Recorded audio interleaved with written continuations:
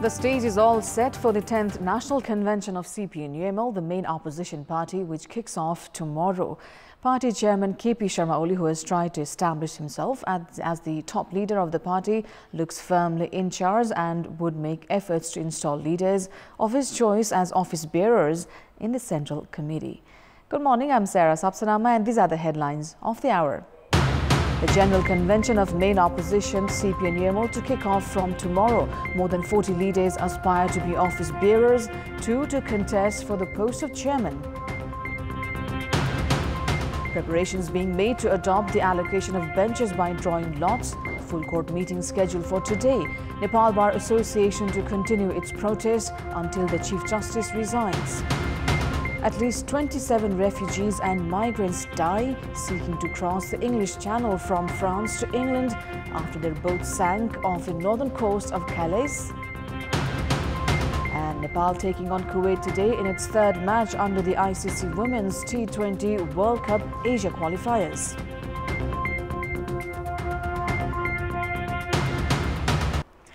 The main opposition CPN UML is holding its general convention from tomorrow to choose new party leadership.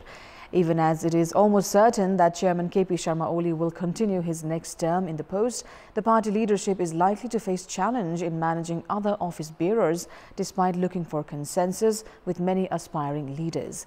There are more than 40 aspiring leaders for 15 office bearers, including 2 contenders for the post of party chairman.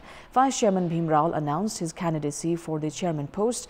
However, Chairman Oli does not have any obstruction to retain the post for the next tenure.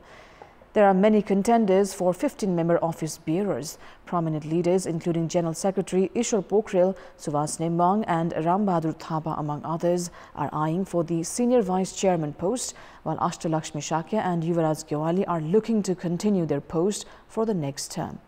Likewise, Deputy General Secretary Bishnu Podel, Chairman Oli's confidant Shankar Pokhrel and Surendra Pandey are likely to claim for the General Secretary post. Deputy General Secretary Ghanshyam Bhusal has also hinted to fight for the same post. There are almost 25 aspiring leaders contending for the secretary post. The upcoming General Convention will choose a chairman, 5 vice chairmen, including a senior vice chairman, a general secretary, a deputy general secretary, 7 secretaries and 225 Central Committee members. If there would be no change in the numbers, a few leaders might lose their current portfolio, while some others can be ousted due to age bar. Now, preparations are being made to adopt the allocation of benches by drawing lots. The Supreme Court justices who had agreed on this are scheduled to meet today in the full court meeting, which will decide the date to implement the allocation of benches by drawing lots starting next week.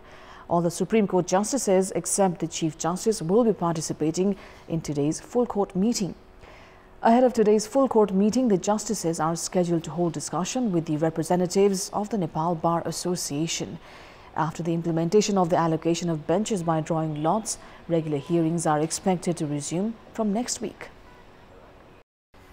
Representatives of the European Union have said that the ban on Nepali airlines companies will be lifted to fly in Europe once the bills related to civil aviation will be endorsed by the Parliament. They informed that they are positive in lifting the ban. Most of the European countries have restricted Nepali airlines companies from flying into their countries with several conditions, saying that the same entity should not regulate and operate the aviation sector. Speaking with Kantipur News after Nepal-European Joint Commission meeting yesterday, Deputy Managing Director of the EU External Affairs for Asia and the Pacific, Paola Pampaloni, informed that the Union is concerned in this regard. We took note of the important progress that the civil aviation of Nepal has made, and we are going to review all the new report and information that have been provided in these days, and we are ready to send a technical assessment, a final technical mission, as soon as the new aviation legislation is adopted in the Parliament. The Nepal side also expressed its satisfaction with the ongoing progress to lift the ban on Nepali airlines companies in Europe. Meanwhile, the European Union also informed that it will maintain its financial assistance to Nepal despite significant cut-off in other Asian countries. The European Union also announced a grant assistance of 32 billion rupees for the environment sector. In our Public Voice segment, we've asked people in several districts what they think of the lavish campaigns of political parties for general conventions. Let's take a look at what they had to say.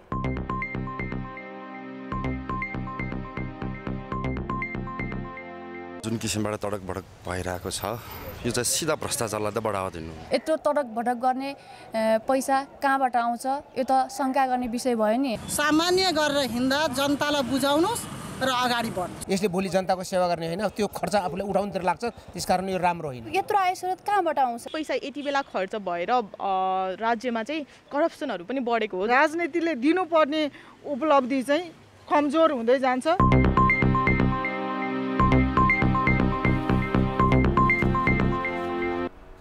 Time now for our segment Public Pulse, where you text us with your opinion.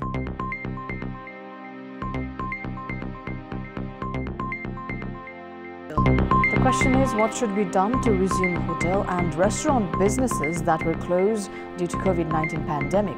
Your options are A, provision of financial grants, B, address labor problems, and C, entrepreneurs' readiness.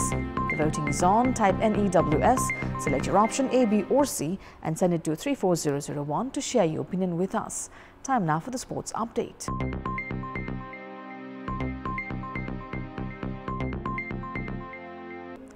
Nepal is facing Kuwait today in its third match under the ICC Women's T20 World Cup Asia qualifiers. The match to be played in Dubai's ICC Academy ground has been scheduled to kick off at 11:15 a.m. Nepal is in the second position of the points table, securing 2 points from 2 matches. Nepal had defeated Bhutan by 8 wickets while faced a 6 wickets defeat at the hands of Hong Kong prior to this. Nepal is looking to strengthen its hopes for the global qualifiers by defeating Kuwait today. Meanwhile, Kuwait has not been able to furnish a win so far. The team was defeated by Bhutan by 40 runs and by 81 runs by Malaysia. In its first match with Kuwait back in 2019, Nepal had defeated the team by 30 runs. That's all for the moment. Thank you for watching. Bye for now.